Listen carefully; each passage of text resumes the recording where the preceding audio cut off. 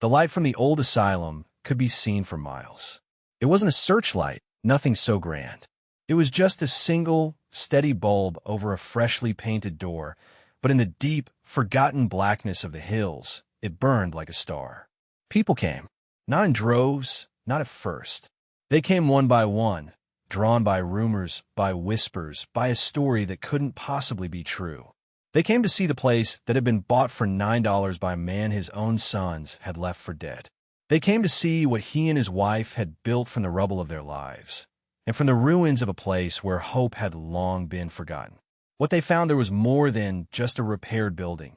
It was a testament, a quiet, unshakable monument to the fact that you can throw people away, but you can't destroy what they know how to build. But to understand the light, you have to understand the darkness that came before it. You have to go back to the beginning, to the silence in the car and the floral print curtains of a cheap motel room. Frank and Dorothy had been married for 52 years. Their life was a story written in sawdust and ledger lines.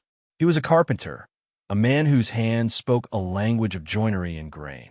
He had built their house, a modest two-story colonial, with his own two hands from the foundation pour to the last shingle on the roof. Every wall, every floorboard, held an echo of his labor, his care. Dorothy was a bookkeeper. She had managed the accounts for Frank's small contracting business, her world one of sharp pencils and balance columns. She saw life as a series of inputs and outputs, and for 5 decades, the ledger had balanced perfectly. They had put 2 sons, Mark and Stephen, through college. They had paid their taxes. They had lived with a quiet, unassuming dignity. Their life was not exciting, but it was solid. It was a house Frank had built. The conversation that ended it all started, as most betrayals do, with the language of love. Mark, the older son, a real estate agent with a smile that never quite reached his eyes, had laid out glossy brochures on their kitchen table. Stephen, the younger, a follower by nature, had nodded along, his face a mask of earnest concern. "It's called Golden Sunset Villas," Mark had said, his voice smooth as varnish. "It's perfect. No more stairs, no more lawn to mow. A community of people your own age. They have activities. Bingo, water, aerobics." Dorothy had looked at the pictures. Smiling, silver-haired seniors clinking glasses of iced tea. It looked like a commercial. It didn't look real. "But this is our home, Mark," she had said, her hand resting on the worn oak of the table Frank had built. "Your father built this house. And it was a great house, Mom, for a young family." Mark had countered, his tone patient, as if explaining something to a child. "But it's too much for you now. The upkeep, the property taxes. We found a buyer who's willing to pay way over market value. This is a windfall. It will set you up for the rest of your lives. You won't have to worry about a thing." Frank, who had been quiet, finally spoke. His voice was rough like unsanded wood. "My tools are in the workshop." Stephen had jumped in, his words soft and placating. "Dad, you're retired. It's time to relax. You've earned it. Let's take care of this. Please, we're just worried about you." They had relented. They had relented because these were their sons. You trust your sons. You trust the foundation you laid. For a month, their lives were a blur of boxes and decisions. Dorothy meticulously packed away 50 years of memories, while Frank stood in his empty workshop, his hands hanging uselessly at his sides. The silence of the place was deafening. He had never known it to be silent. The day they left, Mark's expensive sedan was parked in the driveway. The moving truck had already gone. "We'll drive you there ourselves," Mark had said. "We want to make sure you get settled in okay." The drive was longer than they expected. They left the familiar suburbs and got onto a highway that stretched into the flat, anonymous countryside. Dorothy watched the landscape change from green to brown. Frank just stared straight ahead. After 2 hours, Mark pulled off the highway and into the parking lot of a low-slung building with a flickering neon sign, the Starlight Motel. "What is this?" Dorothy asked, a cold knot forming in her stomach. "Just a quick stop," Mark said, his smile still fixed in place. There was a little paperwork snafu with the villa. A water main break or something. They need a day or 2 to sort it out. "We booked you the best room here. It's all taken care of." He and Stephen helped them with their 2 suitcases. They walked them down a cracked concrete walkway to room 112. The air smelled of disinfectant and damp carpet. The room was small. 2 beds with thin polyester bedspreads. A television bolted to the wall. A single window that looked out onto the parking lot. Mark placed the key on the flimsy nightstand. He pulled an envelope from his jacket pocket. Here's a little something for meals and whatever you need for the next couple of days. $500. We'll call you tomorrow with an update. He hugged Dorothy. It was a brief, stiff embrace. He clapped Frank on the shoulder. Take it easy, Dad. Stephen wouldn't meet their eyes. He mumbled something about having to get back for a meeting. And then they were gone. The sound of their car's engine faded, leaving only the hum of the motel's ice machine. Frank and Dorothy stood in the middle of the room. The silence was different here. It wasn't the peaceful silence of a home at rest. It was an empty, hollow silence. Dorothy walked to the window and pulled back the cheap curtain. She watched the taillights of her son's car disappear down the road. She knew, in that moment, with the certainty of a perfectly balanced ledger, she knew. There was no golden sunset villa. There was no water main break. There was only this room. The first day was spent in denial. They waited for the phone to ring. Frank sat on the edge of the bed, his large, capable hands resting on his knees, looking lost. Dorothy tried calling Mark's cell phone. It went straight to voicemail. She called Stephen. Voicemail. She left messages. Calme, sans message. It's your mother. Just calling to check in. By the second day, the denial had curdled into a cold, creeping fear. They ate the packaged muffins they had brought with them. The $500 sat on the nightstand, untouched. It felt like the last bit of fuel in a tank that was already on empty. Dorothy called the real estate agency listed on the sale documents for their house. The receptionist was polite but firm. The sale had closed yesterday. The funds had been transferred to an account specified by the seller's representative, Mr. Mark Peterson. The third day, the fear gave way to a vast, crushing despair. They didn't speak. The television played meaningless game shows, the canned laughter a cruel mockery of their silence. Frank stared at the wall, his face a gray mask. He looked older than he had a week ago. He looked like a building with its foundation ripped out. Dorothy sat in the chair by the window, watching the cars go by on the highway, each one a life moving forward while theirs had come to a dead stop. She tried the police. She explained the situation to a tired-sounding officer over the phone. He was sympathetic, but his words were a bureaucratic dead end. Ma'am, it sounds like your son's had power of attorney. You signed the documents, right? It's a family matter. A civil issue. There's nothing we can do. A family matter. The words echoed in her head. Family was supposed to be a fortress. Theirs had become a cage. They lived in that room for 3 weeks. They paid for the room week by week, the small pile of cash on the nightstand shrinking with an alarming speed. They bought cheap food from a nearby convenience store, bread, peanut butter, instant noodles they cooked in the room's grimy coffee maker. They became ghosts. The motel staff barely acknowledged them. To the world outside their window, they were invisible. They were just another sad story, another forgotten couple in a roadside motel. The lowest point came on a Tuesday. It was raining, a cold, miserable drizzle that matched the grayness in Frank's soul. He hadn't spoken a full sentence in days. He just sat, his shoulders slumped, the spark in his eyes extinguished. Dorothy looked at him, at this man who had built her a life, this man who could raise a house from a blueprint, and saw a ruin. She couldn't let it be the end. Her entire life had been about making things add up. This didn't add up. There had to be a variable she was missing, a column that wasn't accounted for. Her mind, so used to finding order in chaos, began to search. She couldn't fix the past, but the future was still an unbalanced equation. She took out her old, reliable laptop. The motel's Wi-Fi was painfully slow, but it worked. She didn't know what she was looking for. She just started searching. She looked up legal aid societies, social services, homeless shelters. Each search was a dead end, a maze of forms and waiting lists that would take months, years. They didn't have years. They had, she calculated, about $240 left. Her fingers, acting on old muscle memory, typed in the address of the county's tax auction website. It was a habit from her bookkeeping days, a way to keep an eye on property values. She scrolled through the listings. Repossessed homes, empty lots, commercial properties nobody wanted. The prices were still far beyond their reach. And then she saw it. The listing was an anomaly. It was buried at the very bottom of the page, almost an afterthought. The photo was dark and grainy, showing a hulking, Gothic building choked with ivy, its windows like vacant eyes. Parcel number 734. Property, Hillside Asylum for the mentally infirm. Decommissioned 1978. Acres 12. Structures 1 main building, 3 outbuildings. Condition derelict. Sold as is, where is. And then the price. Opening bid $900. $9. It wasn't a typo. She read the fine print. The property was a liability. It had been on the county's books for decades.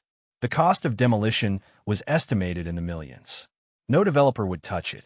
The $9 price wasn't for the property itself. It was the administrative fee to transfer the deed. They were literally paying someone to take it off their hands. It was insane. A derelict asylum. A place of ghosts and decay. It was the most ridiculous, hopeless idea in the world. And it was the first spark of hope she had felt in a month. She turned the laptop toward Frank. He didn't look at first.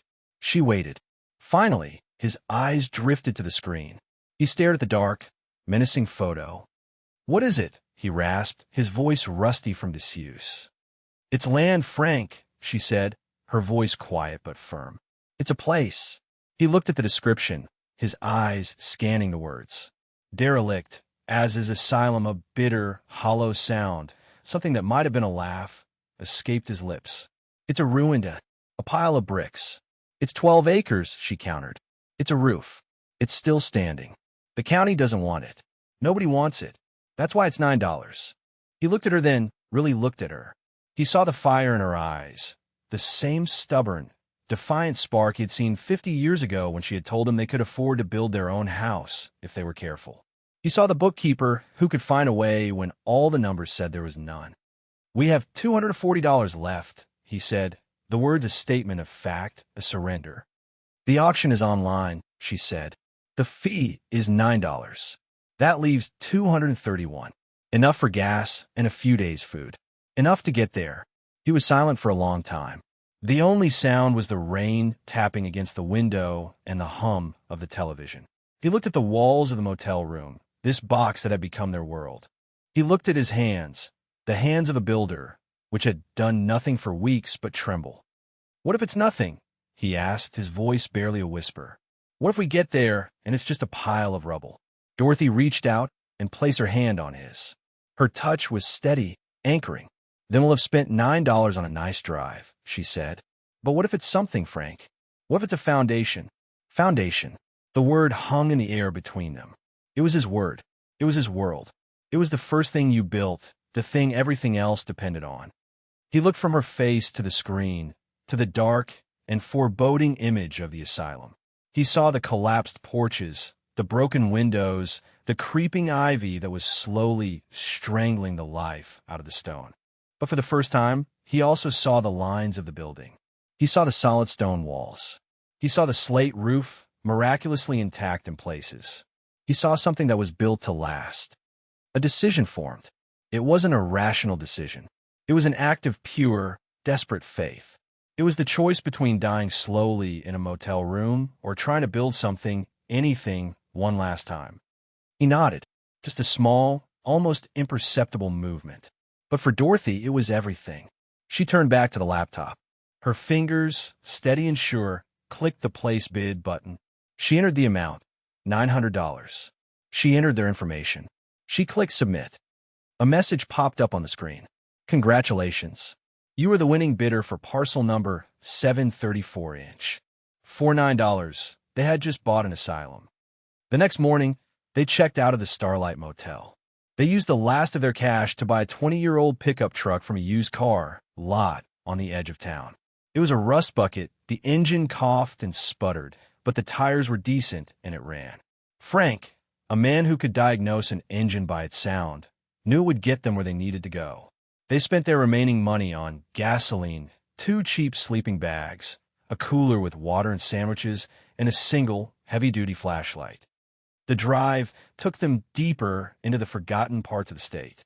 The highways gave way to two-lane roads, and the two-lane roads gave way to a winding country lane barely wide enough for the truck. The GPS on Dorothy's phone lost its signal. They navigated using a printed map from the county website. Finally, they saw it. A pair of crumbling stone pillars flanked a rusted iron gate that hung half open on a single hinge. A faded, barely legible sign read, "Hillside." Frank pulled the truck through the gates and up a long, weed-choked driveway. The asylum stood on a low hill, silhouetted against the gray afternoon sky. The photograph hadn't done it justice. It was immense, a sprawling Gothic monster of dark stone and slate. It was both terrifying and magnificent. It looked less like a building and more like a force of nature, a mountain that had been carved into the shape of a nightmare. Frank stopped the truck and killed the engine. The sudden silence was absolute. No cars, no people, no sound but the wind whispering through the tall, dead grass. They got out of the truck and just stood there for a long time, staring up at their new home. "It's big," Dorothy said, her voice small in the vast, empty space. Frank didn't answer. He was looking at the walls. He walked over to the main building and ran his hand over the cold, damp stone. He examined the mortar, the way the blocks were set. He peered up at the roofline, noting the pitch, the dormers, the sturdy-looking chimneys. He was no longer the broken man from the motel room. He was a carpenter, assessing a job. "The main structure is stone," he said, more to himself than to her. "Load-bearing walls are solid. Slate roof. That's why it's still standing." He pointed to a smaller, 2-story section connected to the main building by a covered walkway. "That looks like the old administrative wing. It's separate from the wards. Smaller, more manageable." They spent the rest of the afternoon exploring. The front doors of the main building were chained shut, but they found a side entrance to the administrative wing where the door had rotted off its hinges. Frank shone the flashlight into the darkness. The air that billowed out was thick with the smell of dust, mildew, and time. Inside, it was a wreck. Plaster had fallen from the walls in great sheets. The floors were covered in a thick layer of debris, leaves, and animal droppings. Furniture was overturned and broken. But as they moved from room to room, they began to see past the decay. They saw solid oak doors, thick plaster walls, hardwood floors hidden beneath the grime. They saw a large, open room that might have been a reception area, and a series of smaller rooms that looked like offices. They found a staircase, dusty but solid, that led to a second floor with more offices and what looked like a small apartment, complete with a rusted-out kitchenette and a bathroom. "This was probably for the director," Frank said, tapping a wall with his knuckles. "Solid. Lath and plaster. Good bones. Good bones." The phrase was a prayer. That night, they slept in the cab of the truck. It was cold and cramped, but through the windshield, they could see the dark silhouette of the asylum against a star-filled sky. It was theirs. All of it. The thought was both daunting and exhilarating. The next morning, the work began. They had no money for materials, but the asylum itself was a resource. Frank found his purpose again. He started by clearing one room on the ground floor of the administrative wing. He swept out the debris, tore out the rotten, water-damaged drywall, and used a crowbar he found in one of the outbuildings to pull up the ruined flooring. Beneath it, he found solid oak planks, damaged but salvageable. Dorothy, meanwhile, took inventory. She walked the grounds with a notepad and pencil, a bookkeeper assessing her assets. She found a collapsed workshop that still had a rusted but sturdy workbench inside. She found a pile of old copper piping that could be sold for scrap. She found a cast-iron wood stove in what used to be a laundry building. It was cracked, but Frank thought he could repair it. They worked from sunrise to sunset. Their days were a rhythm of hard, physical labor. Frank salvaged wood from collapsed sections of the building, carefully pulling nails and stacking the usable lumber. He used slate tiles that had fallen from the roof to patch the leaks in the administrative wing. He boarded up the broken windows with salvage planks. Dorothy cleared the overgrown courtyard, uncovering a flagstone patio and the stone foundations of what might have been a greenhouse. They were running out of food and money. The small amount of scrap metal they collected was only enough for another tank of gas and a few groceries. They knew they needed more. They needed supplies. They needed help. That help came from a place they didn't expect. The nearest town was a small, sleepy place called Harmony Creek. It had a single main street with a post office, a diner, and a hardware store. It was to the hardware store that they went with a list of essentials: nails, roofing tar, a good handsaw. The store was called Hobbs Hardware.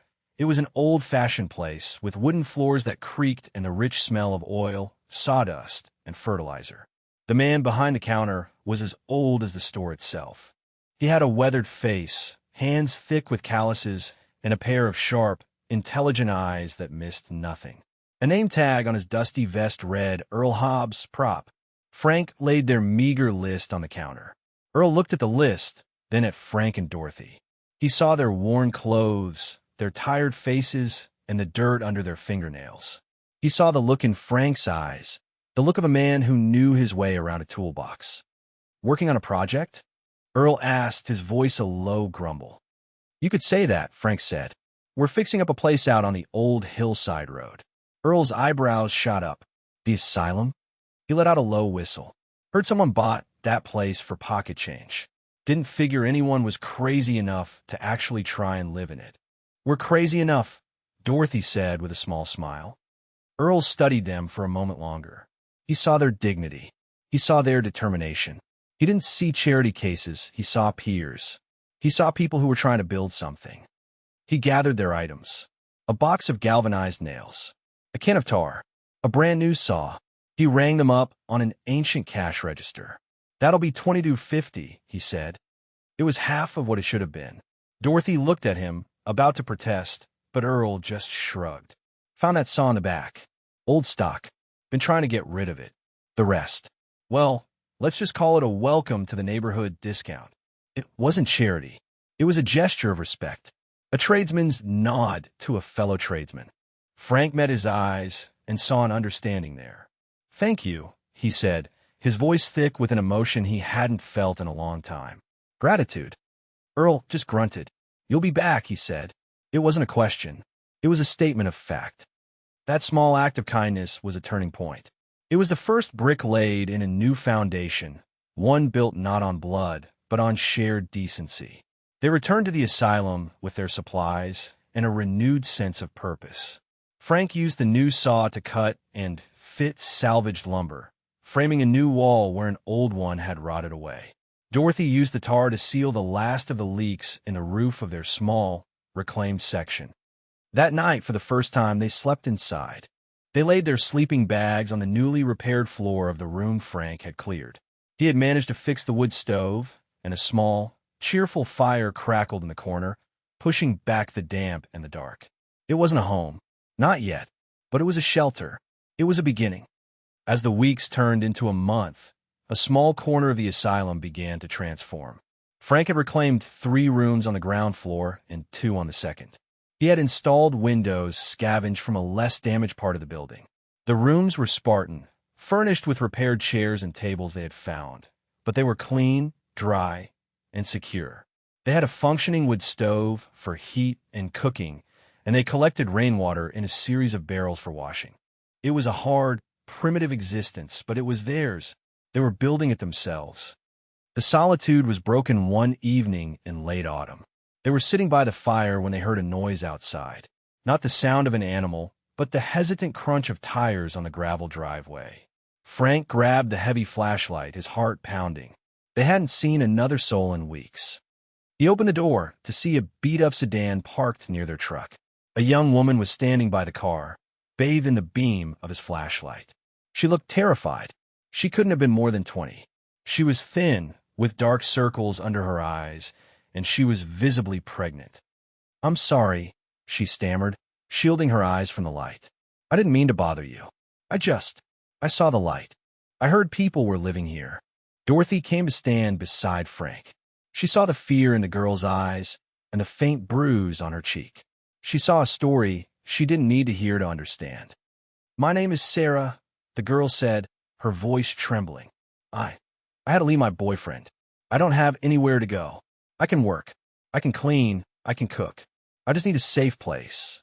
Frank and Dorothy looked at each other. They had nothing. A few reclaimed rooms in a ruin. Barely enough food for themselves. But they had a safe place. They had a light in the darkness. Dorothy stepped forward, her face soft with a compassion that had been absent from their lives for too long. Come inside, she said. You're just in time for dinner. It's not much, but it's warm. Sarah's arrival was the first domino to fall. She was a quiet, hard-working girl who asked for nothing and gave everything she could. She helped Dorothy with the cleaning, with the cooking, and she started a small vegetable garden in the shelter courtyard, using seeds she had bought with the last of her own money. Her presence changed the dynamic of the place. It was no longer just about Frank and Dorothy's survival. It was about creating a sanctuary. Word began to spread in the quiet way that news does in small towns. It wasn't a news story, just whispers. Whispers at the diner, at the post office, at Earl's hardware store. The crazy old couple at the asylum had taken in a pregnant girl. A few weeks later, another car came up the driveway. This time, it was a young man named Leo. He had been kicked out of his home by his parents when he told them he was gay. He had been living in his car for a month. He had heard the story about the asylum from a trucker at a rest stop. He was a trained cook, and he offered to organize their makeshift kitchen in exchange for a room. Frank built him a room. It was small, but it was clean and warm. Leo, in turn, transformed their meager supplies into delicious, hearty meals. He was organized, efficient, and had a wry sense of humor that brought a much-needed levity to the grim surroundings. Then came Mr. Henderson, an elderly widower who had lost his home to a reverse mortgage scam. He was a retired electrician. He arrived with a suitcase and a box of old tools. He looked at Frank's jury-rigged wiring, which consisted of a single car battery powering a few LED lights, and shook his head. "We can do better than this," he announced. And so, a community began to form, a found family of the lost and discarded. Frank was the builder, his workshop now a hub of constant activity. Dorothy was the administrator, managing their resources with the same precision she had used on her ledgers. Leo was the chef, turning donated canned goods into feasts. Sarah was the gardener, her small plot of land now a thriving source of fresh vegetables. Mr. Henderson, with Frank's help, began the slow, painstaking process of rewiring the entire administrative wing, salvaging copper wire from other parts of the building. They were a self-sustaining ecosystem. Each person brought a skill, a piece of the puzzle. Earl Hobbs of the hardware store became their unofficial quartermaster. People in town, moved by their story, started dropping off supplies. Bags of groceries, old blankets, a generator. It was never charity. It was an exchange. Frank would fix a neighbor's fence in exchange for lumber. Leo would cook a meal for a local church group in exchange for a donation to their pantry. They called their home Hillside Community. The name was Dorothy's idea. It wasn't an asylum anymore. It was a community. They had transformed not just the building, but its very identity. They had taken a place of sadness and neglect and filled it with purpose and life. But such a thing could not go unnoticed forever. The system, which had so easily discarded them, was about to take notice of the new reality they had built. The threat arrived in a clean, white county vehicle. A man in a crisp polo shirt with a government logo on it stepped out, holding a clipboard. His name was Jenkins, and he was from the county's code enforcement office. He was not impressed. He walked through the reclaimed wing, his face a mask of professional disapproval. He saw the repaired walls, the clean floors, the warm rooms. But he also saw what wasn't there. He saw the lack of permits, the uninspected wiring, the non-compliant plumbing. "I don't know what you think you're doing here," he said, his voice flat and bureaucratic. "But this property is condemned. It is not zoned for residential use. It is unsafe." Dorothy tried to explain. "We've made it safe. We live here. We are a community." Jenkins just shook his head. He scribbled on his clipboard and tore off a sheet. It was a notice, a big, red-stamped notice of eviction. "You have 30 days to vacate the premises," he said, taping it to the door Frank had so carefully built. After that, the county will have no choice but to take action. He drove away, leaving a cloud of dust and a heavy silence in his wake. The red notice on the door felt like a wound. They had built a home, and now the same indifferent system that had allowed them to be thrown away was threatening to do it all over again. Despair settled over Hillside like a cold fog. For the first time since they had arrived, the sound of Frank's hammer was silent. The community gathered in the common room, the eviction notice sitting on the table in the center of the room like a death sentence. "What do we do?" Sarah asked, her hand resting on her swollen belly. Frank looked at the faces around him. Sarah, Leo, Mr. Henderson, these people who had become his family. He looked at Dorothy, who was watching him, her face pale, but her eyes steady. He would not be broken again. "We fight," he said, his voice quiet but filled with a resolve of steel. He said the building was unsafe, so we make it safe. We make it so safe that he can't deny it. We get up to code.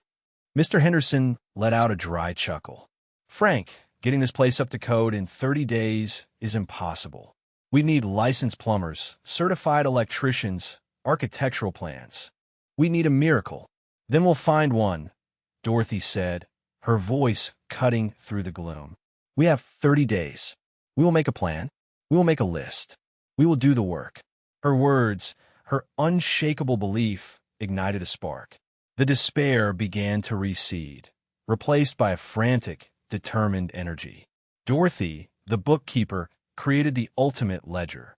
She got a copy of the county building codes online and broke down every single requirement into a list of actionable tasks. Mr. Henderson mapped out the electrical plan. Frank drew up the framing and structural repairs. Leo organized a work schedule and made sure everyone was fed. The news of their plight spread through Harmony Creek, carried on the wind from Earl's hardware store. The story had changed. It was no longer about the crazy couple in the asylum. It was about the community at Hillside, the place that took in the forgotten, and the county's attempt to shut them down. And then the miracle began to happen. It started with a retired plumber who showed up one morning with a truck full of tools. "Heard you could use a hand," he said, and got to work designing a plumbing system that would meet code. Then a woman who ran a daycare in town organized a donation drive for smoke detectors and fire extinguishers. A local contractor, a man Frank had competed with for jobs years ago, dropped off a pallet of drywall. "Surplus from a job," he mumbled, not quite meeting Frank's eyes. The people of Harmony Creek, who had watched from a distance, now rallied to their cause. They saw in the struggle of Hillside a reflection of their own battles against bureaucracy, against indifference. They saw a group of people who weren't asking for a handout, but a chance to build their own lives. The 30 days were a blur of frantic, nonstop work. The sounds of hammers, saws, and drills echoed through the asylum from dawn until long after dusk. The community worked side by side with the volunteers from town. It was a barn raising on an impossible scale. They weren't just fixing a building. They were weaving themselves into the fabric of the wider community. It was in the midst of this chaotic, hopeful storm that another car came up the driveway. This one was not a beat-up sedan or a contractor's truck. It was a sleek, black luxury car, the kind that looked out of place on the gravel road. Mark stepped out. He wore an expensive suit and a look of profound irritation. He had seen the story about his father on a local news website, and he was mortified. He found Frank and Dorothy in the courtyard, discussing plans with the volunteer plumber. He didn't greet them. He just launched in, his voice a low, angry hiss. "What is this? What in the world are you doing?" he demanded. "Living in a condemned asylum? Taking in strays? It's all over the internet. Do you have any idea how this makes me look?" Frank looked at his son. He saw the tailored suit, the expensive watch, the face that was a mask of selfish pride. He felt nothing. No anger, no sadness. Just a vast, empty distance. The man standing before him was a stranger. "We're busy, Mark," Frank said, his voice calm and level. "We have work to do." "Work?" Mark scoffed. "This has to stop. Now, I'll find you a place. A propre apartment. We'll put this all behind us. It's an embarrassment." "This is our home," Dorothy said, her voice as cold and hard as the asylum's stone walls. "These are our people. We are not embarrassed. We are proud. Mark stared at them, his face a mixture of disbelief and fury. He couldn't understand. He couldn't see what they had built, only what he had lost. His control, his carefully crafted image. You're insane, he spat. Both of you. Maybe, Frank said, turning his back on his son. Now if you'll excuse us, we have a deadline. He walked away, back to his work, back to his life. Dorothy followed him. Mark stood there for a moment, alone in the courtyard of the home his father was building. He was the ghost now, the one who didn't belong. He got back in his expensive car and drove away, and he never came back. The 30th day arrived. Inspection day. The work was done. The last wire had been connected, the last pipe sealed, the last coat of paint applied. The administrative wing of the Hillside Asylum was, against all odds, up to code. It was clean, safe, and functional. Jenkins arrived at 10 o'clock sharp, his clipboard in hand, a look of grim determination on his face. He was expecting to find the same dilapidated ruin, to sign the final eviction papers, and be done with it. Dorothy greeted him at the door. "Welcome, Mr. Jenkins," she said. "We're ready for you." She led him on the inspection tour. He walked in the common room and stopped. He saw the freshly painted walls, the polished hardwood floors, the code-compliant smoke detectors on the ceiling. He saw the kitchen, with its gleaming, second-hand stainless steel sink and its certified fire suppression system above the stove. Mr. Henderson walked him through the electrical system, showing him the new breaker box, the properly grounded outlets, the schematics they had drawn up. The plumber showed him the new pipes, the proper drainage, the water heater that was strapped to the wall exactly as the code required. Jenkins was silent. His pen, which had been poised to check the fail boxes, did not move. He walked through the individual rooms, each one simple but clean, each with a window that opened and a door that latched securely. He saw Sarah's room, with a newly assembled crib in the corner. He saw the small library they had created in a former office, with donated books lining the shelves. Finally, they stood on the back patio, looking out at Sarah's thriving garden. The entire community was there, standing a respectful distance away, their faces a mixture of hope and fear. They had done the work. Now, their fate was in the hands of this one man. Jenkins looked at the building. He looked at the garden. He looked at the faces of the people who lived there. He was a man of rules and regulations, of codes and ordinances. But he was also a man with eyes to see. He finally spoke, his voice quiet, almost awed. This isn't an asylum anymore," he said, looking at Dorothy. "It's a home." He took his pen and began to check boxes on his form. Pass, pass, pass. He couldn't officially rezone the property on his own, but he found a loophole, a rarely used classification. He scribbled on the form. Reclassified as Nonprofit Communal Living Pilot Program. Provisional permit granted. He signed the bottom with a flourish and handed the clipboard to Dorothy. "Congratulations," he said, a small, unbureaucratic smile touching his lips. "You passed." A cheer went up from the small crowd. It was a sound of pure, unadulterated joy. Frank felt Dorothy's hand find his, and he squeezed it tight. They had won. They had faced the system, and they had won not by breaking the rules, but by following them to the letter.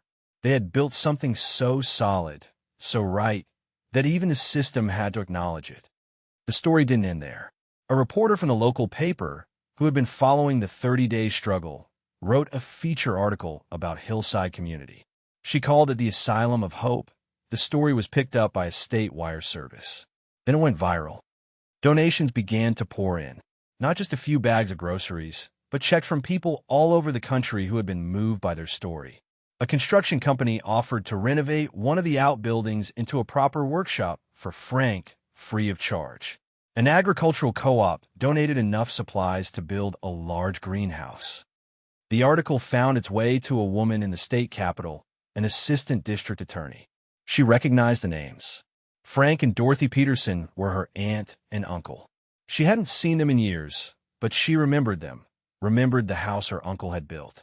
She read the part of the story about how they had ended up at the asylum, and a cold, professional anger took hold. She launched an investigation. It didn't take her long to unravel what Mark and Stephen had done. She discovered the financial fraud, the undervalued sale of the house, the secret bank account where Mark had diverted the majority of the profits. It was a clear-cut case of elder fraud and exploitation. Arrests were made. Mark, arrogant and defiant to the end, was charged with multiple felonies. Stephen, full of a weak and watery remorse, cooperated with the investigation. He told them everything. He had been a follower, too weak to stand up to his older brother, too greedy to say no. Hillside Community thrived. With the new funding and resources, they were able to expand. They reclaimed another wing of the asylum, creating more rooms for more people in need. They built a greenhouse. They planted a small orchard. The light over the front door was joined by other lights, spreading out into the darkness. A few months later, Sarah gave birth to a healthy baby boy.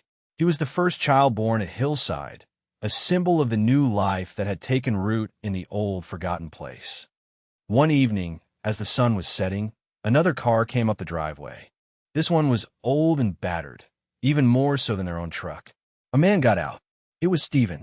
He looked thin, worn down. The legal process had taken its toll. He had lost his job, his house, his family. He had lost everything. He walked slowly toward the porch where Frank and Dorothy were sitting. He stopped at the bottom of the steps, unable to meet their eyes. I'm sorry, he whispered, the words catching in his throat. For everything. I was weak. I was stupid. I don't expect you to forgive me. Dorothy looked at this man who was her son. She saw the shame, the genuine remorse in his eyes. She thought of the eviction notice, of the cold motel room, of the pain. But she also thought of the community around her, of the life they had built not in spite of that pain, but because of it. She didn't say, I forgive you. The words were too simple for a wound so deep. Instead, she just nodded toward the door. Dinner is at 6, she said, her voice even. Leo's making stew. There's always enough for one more. She was offering him not forgiveness, but a chance. A chance to work, to contribute, to earn his way back not into their past, but into their future. A chance to become part of the community of the broken and the rebuilt. Stephen looked up, tears streaming down his face, and for the first time, he nodded. The years passed. Hillside Community became a fixture in the county, a model of what could be done with a little bit of skill, a lot of determination, and a refusal to be thrown away.